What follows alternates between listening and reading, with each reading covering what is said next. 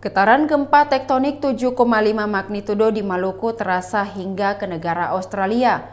Gempa mengguncang wilayah Maluku pada dini hari, Selasa 10 Januari 2023. Dilansir dari pemberitaan media asing Mirror dan Independent.ie, guncangan gempa Maluku ikut dirasakan masyarakat yang tinggal di Darwin, Australia Utara. Jarak antara pusat gempa hingga Darwin, Australia sekitar 500 km, tetapi pusat peringatan tsunami Australia tidak mengeluarkan peringatan dini tsunami di wilayahnya. Selain masyarakat Darwin, Australia, warga di Papua juga merasakan dampak dari gempa ini. Terbaru, Badan Nasional Penanggulangan Bencana atau BNPB menyatakan sejumlah bangunan rusak akibat gempa Maluku ini.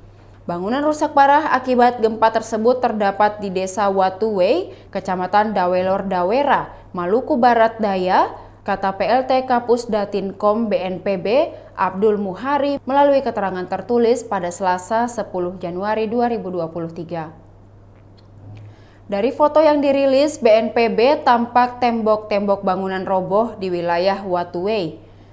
Tak hanya rumah, tampak beberapa fasilitas publik juga mengalami kerusakan akibat dampak gempa Maluku. Beberapa rumah warga tampak terbuka lebar setelah satu sisi tembok bangunannya roboh akibat gempa. BMKG menyatakan titik gempa berada di kedalaman 130 km, jarak 148 km arah barat laut Maluku Tenggara Barat. Berdasarkan hasil kajian dari pihak BMKG, peringatan dini tsunami diakhiri pada pukul 3:43 waktu Indonesia Barat. Kabar lainnya, seorang warga di Tanimbar, Maluku, tewas diduga tenggelam akibat gempa. Pria bernama Yohakim Laian, 45 tahun ini meninggal dunia saat menyelam mencari ikan. Dilansir dari kompas.com, terdapat luka di bagian wajah, telinga, dan hidung. Di bagian tersebut terdapat luka dan pendarahan, diduga ia terbentur bebatuan dan karang di bawah laut saat terjadi gempa.